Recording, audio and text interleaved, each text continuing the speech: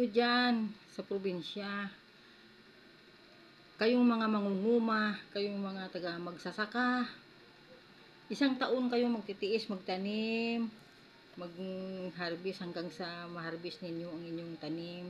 Halos taon yan bago kayo maka-harvest.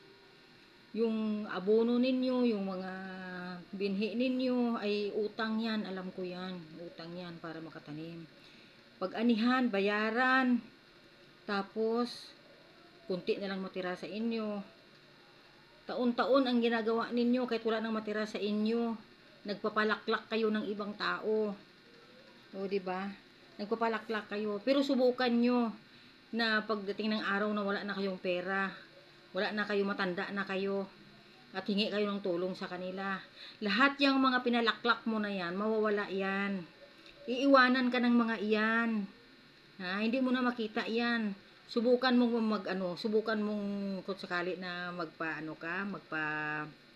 ma-hospital ka. Iwan ko, magpaputol ako ng daliri kung may isa diyang tutulong sa iyo, yung mga pinapalaklak mo. Walang tutulong sa iyo kahit isa diyan sa mga pinapalaklak mo. Gastos ka sa pulutan mo, palaklak mo lahat. Tapos habang may pinapalaklak ka, habang may kinukuha sila sa'yo, habang may pakinabang sila sa'yo, ikaw ang magaling, ikaw ang mabait, ikaw ang maganda para sa kanila lahat. Pero pag sa oras na wala ka na, ubos na, pagpadoktor ka na, wala ka ng pera, tatawanan ka lang ng mga pinalaklak mo. At sabihan ka pa na sira ulo mo dahil hindi mo iningatan ang kita mo. Kala mo.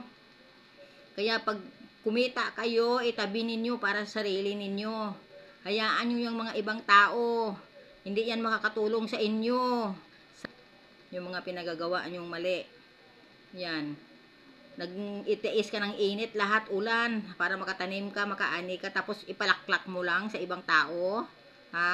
Bakit? Nakasama ba sila sa pagtanim? Sa puhunan mo? Wala. Kaya gagamitin ka lang ng mga iyan habang may pinapalaklak ka. Pagkatapos ng wala na silang pakinabang sa'yo, tandaan mo yan, Badong? Tandaan mo yan, Badong. Badong, wag mong gayahin si Badong, matuto kayo sa buhay nyo. Yan ang ibibilin ko sa inyo, isabihin ko sa inyo.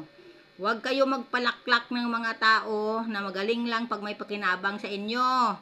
Pag wala na,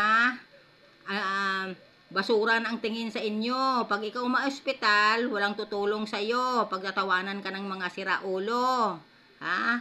Yan ang totoo. Maniwala kayo.